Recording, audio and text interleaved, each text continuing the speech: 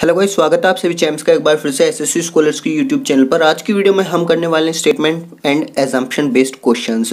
Question करने का तरीका बिल्कुल अलग होगा, बिल्कुल नया होगा। अगर आप सीख लेंगे स्टेटमेंट एंड एजम्पशन का कोई भी क्वेश्चन होगा चुटकियों में आसान कर देंगे। लेकिन उससे पहले कुछ बेसिक की बात करूँ। स्टेटमेंट आपको पता है, कोई भी बात आपसे बोली जाए वो क्या होगी, स्टेटमेंट होगी। और एजम्पशन, उस स्टेटमेंट के पीछे स्पीकर क्या सोच रखता है, क्या सोचकर स्पीकर ने आपसे वो बात बोली है, वो सोच कहलाएगी एजम्पशन। ठीक है।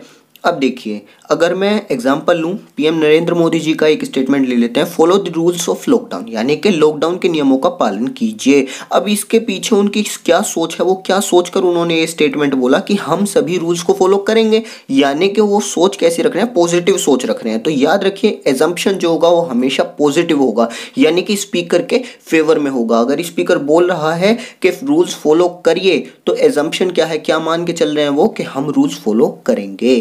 क्वेश्चन फर्स्ट देखिए, स्टेटमेंट आपको दी गई है, one should not sleep under a tree at night, यानी कि रात के समय किसी को पेड़ के नीचे नहीं सोना चाहिए। एजम्पशन क्या है, यानी कि स्टेटमेंट के पीछे स्पीकर की सोच क्या हो सकती है।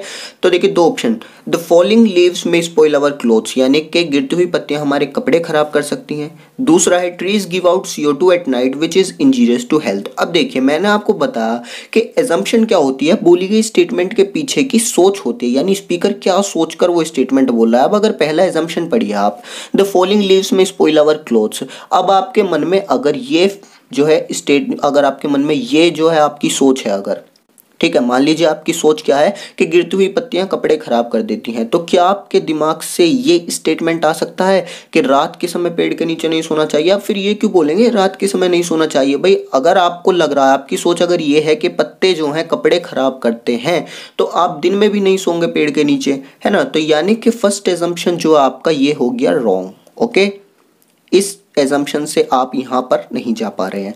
दूसरे एजम्पशन से ट्राई करेंगे हम स्टेटमेंट पर जाने की। तो देखिए, आपको पता है कि पेड़ जो है रात के समय CO2 छोड़ते हैं, जो कि हमारी सेहत के लिए हानिकारक है, इसलिए रात के समय पेड़ के नीचे नहीं सोना चाहिए।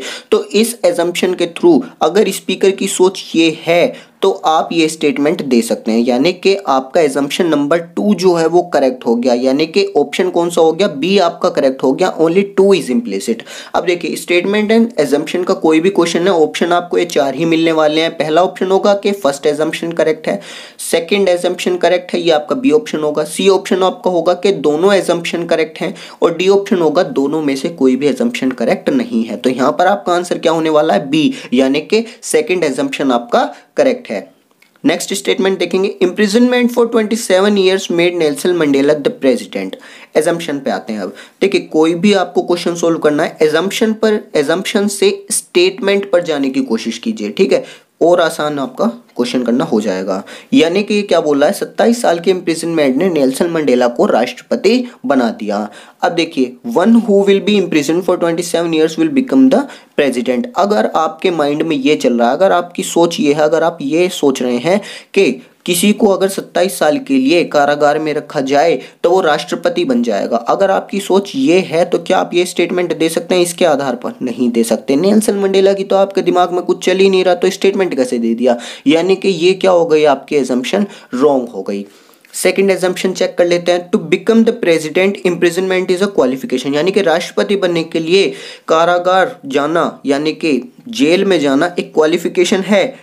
अगर आपके माइंड में ये चीज़ चल रही है, तब भी आप नेल्सन मंडेला के बारे में कुछ भी जो है स्टेटमेंट नहीं दे पाएंगे, क्योंकि ये दोनों आपस में रिलेट ही नहीं करती। अगर आपके माइंड में ये चल रहा है, अगर आप ये सोच रहे हैं, तो ये स्टेटमेंट नहीं दे सकते, यानी ये भी आपकी कैसे हो गया, एजम्पशन रॉन्ग हो गया। यानी इसका आंसर क्या हो जाएगा, आपका ऑप्शन नंबर डी हो जाएगा। नाइदर 1 नॉर 2 आर इम्प्लिसिट, दोनों ही एजम्पशन जो हैं गलत हैं।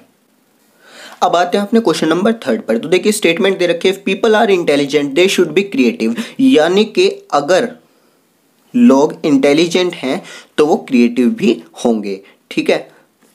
एजम्पशन क्या है, creativity and intelligence are related, यानी कि यहाँ पर आपके माइंड में क्या चल रहा है, स्पीकर के दिमाग में क्या चल रहा है, वो क्या सोच रहा है कि क्रिएटिविटी और इंटेलिजेंस जो है वो आपस में रिलेटेड हैं। अगर आपको लगता है कि क्रिएटिविटी और इंटेलिजेंस आपस में रिलेटेड है, इनका कोई संबंध है, तो क्या आप ये स्टेटमेंट दे सकते हैं? बिल्कुल दे सकते हैं। भाई आपकी सोच ये है कि क्रिएटिविटी और इंटेलिजेंस दोनों आपस में रिलेटेड हैं, और आप बोल रहे हैं कि अगर पर्सन इंटेलिजेंट है तो वो क्रिएटिव भी होगा, या क्रिएटिव होगा। तो ये यानी कि आपका एजम्पशन जो है ये करेक्ट है, ठीक है। इस एजम्पशन से आप स्टेटमेंट तक पहुंच सकते हैं। ओके, इसके बाद क्या है आपका नेक्स्ट जो एजम्पशन है वो है क्रिएटिव पीपल आर इंटेलिजेंट, यानी कि आपकी सोच है कि जो क्रिएटिव पीपल हैं, जो क्रिएटिव लोग हैं वो इंटेलिजेंट होते हैं।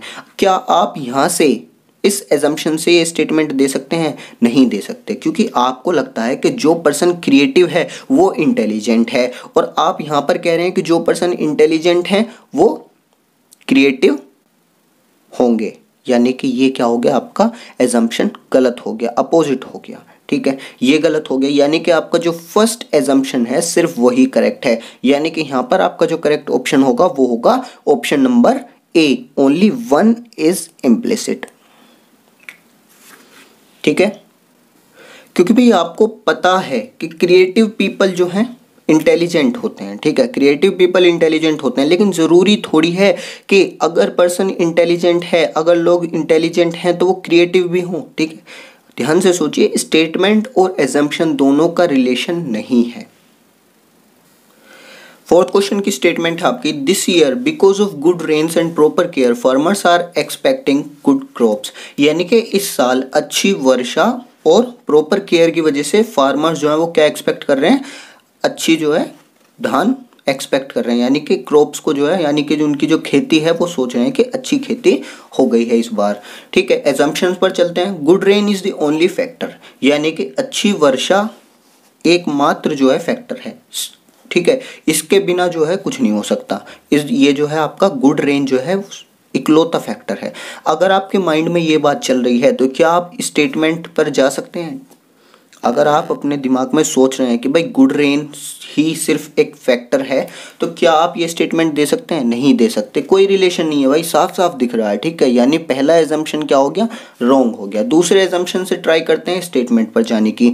तो देखिए, अगर स्पीकर सोच रहा है कि अच्छी वर्षा हो या ना हो, फार्मर जो है हमेशा जो आपके केयर करता है, ठीक है, फार्मर हमेशा केयर करता है अच्छे जो है क्रॉप्स के लिए, यानी अच्छी बारिश हो या ना हो, लेकिन किसान जो है हमेशा अपने जो है देखभाल करता है, पूरी मेहनत करता है अच्छे धान उगाने के लिए। अगर आपके माइंड में ये बात चल रही है, देखिए बात बिल्कुल सच है, लेकिन आपको सच और झूठ से मतलब नहीं है, आपको बात मतलब इस बात से है कि अगर आपके माइंड में ये चल रहा है, अगर आप ये सोचते हैं, तो क्या आप ये स्टेटमेंट बोल सकते हैं? नहीं बोल सकते, क्योंकि यहाँ पर क्या बात की गई है, दिस ईयर, यानी इस साल अच्छी वर्षा और प्रॉपर मेहनत से जो है फार्मर जो एक्सपेक्ट कर रहे हैं कि उनका धान जो है अच्छा होगा, यानी ये एजम्पशन भी आपका रॉन्ग हो गया, ठीक है। कोई भी रिलेशन यहाँ पर नहीं है। आपको क्या करना है, सिर्फ मानकर चलिए, एजम्पशन को मानकर चलिए कि ये स्पीकर की सोच है, ठीक है। ये आपके अगर माइंड में चल रहा है, ये आप सोचते हैं, तो क्या आप ये स्टेटमेंट दे सकते हैं? ये आपका स्टेटमेंट हो सकता है? नहीं हो सकता भाई, यानी कि दोनों एजम्पशन जो है रॉन्ग हो गए। Neither one nor two is implicit, यानी कि ऑप्शन नंबर डी आपका इसका आंसर हो गया। ओके, क्वेश्चन नंबर 5 के स्टेटमेंट देखेंगे। Do not enter, avoid the risk of getting infected with the ABC disease written outside the quarantine ward number 2 meant only for ABC disease of a hospital, यानी कि एक hospital के quarantine ward number 2 के ऊपर लिखा हुआ है do not enter, ठीक है, अंदर मत जाइए। Avoid the risk of getting infected with ABC disease, यानी कि ABC बीमारी से इन्फेक्टेड होने के रिस्क से बचिए, ठीक है, ये लिखा हुआ है। अब आ जाते हैं एजम्पशन पर। Disease ABC is contagious. Contagious का मतलब समझ लीजिए सबसे पहले, कंटेजियस का मतलब होता है, देखिए ये बीमारी के लिए ही यूज़ किया गया वर्ड है, और ये ऐसी बीमारी होती है, इसका मतलब है कि जो छुआछूत से फैलती है, यानी कि किसी को छूने से या किसी के संपर्क में आने से ये बीमारी फैलती है। मान लीजिए आपके माइंड में चल रहा है कि डिजीज़ ABC, यानी ABC कोई बीमारी है जो कि छुआछूत की बीमारी है, यानी कि छूने से फैलती है, किसी के संपर्क में आने से फैलती है। तो क्या आप ये स्टेटमेंट दे सकते हैं? बिल्कुल दे सकते हैं। देखिए आपको पता है कि छूने से या फिर संपर्क में आने से ये बीमारी हो सकती है, इसलिए आप क्या बोल रहे हैं, do not enter, avoid the risk of getting infected with ABC disease, यानी कि ये एजम्पशन आपका क्या हो गया, बिल्कुल करेक्ट हो गया। नेक्स्ट देखिए, all the patients in ward number 2 suffer from disease ABC। अब मान लीजिए आप सोच रहे हैं, आपकी सोच ये है कि वार्ड नंबर 2 में जो पेशेंट्स हैं वो सभी किससे जूझ रहे हैं, ABC नाम की बीमारी से जूझ रहे हैं। तो आपने क्या किया हुआ है। देखिए आपकी स्टेटमेंट क्या है कि quarantine ward number 2 meant only for ABC disease, यानी वार्ड नंबर 2 जो है, क्वारंटाइन वार्ड नंबर 2 जो है वो सिर्फ एबीसी डिजीज जो पेशेंट्स हैं उनके लिए है। ठीक है, यानी ये स्टेटमेंट का जो एजम्पशन है ये भी आपका करेक्ट हो गया। यहाँ पर क्या आपके दोनों ही एजम्पशन जो है करेक्ट हो गए, यानी कि आपका कौन सा ऑप्शन होगा, सी ऑप्शन आपका करेक्ट हो जाएगा, यानी कि बोथ 1 and 2 आर इम्प्लिसिट। उम्मीद है आज की वीडियो में जितने भी क्वेश्चन किए हैं सारे आपको समझ में आ गए होंगे। ठीक है, और आपको जो मैंने बताया कि एजम्पशन से स्टेटमेंट की तरफ जाना, ये आपको जो है टिप याद रखनी है। ठीक है, यही जो है आपकी टिप है, यही ट्रिक है कि स्टेटमेंट से ना जाने की बजाय एजम्पशन से स्टेटमेंट के थ्रू जाइए। ओके, अगर आप इस तरीके से करेंगे, यानी सबसे पहले एजम्पशन देखिए, उसके बाद डिसाइड कीजिए कि अगर आपके माइंड में ये सब चल रहा है तो क्या आप लिखी हुई स्टेटमेंट दे सकते हैं। अगर हाँ तो आप उसे करेक्ट कर सकते हैं, एजम्पशन आपका करेक्ट हो जाएगा, अदरवाइज रॉन्ग है। ठीक है, स्टेटमेंट एंड एजम्पशन में इतना ही रखते हैं आज की वीडियो में, मिलते हैं नेक्स्ट वीडियो में। Thank you.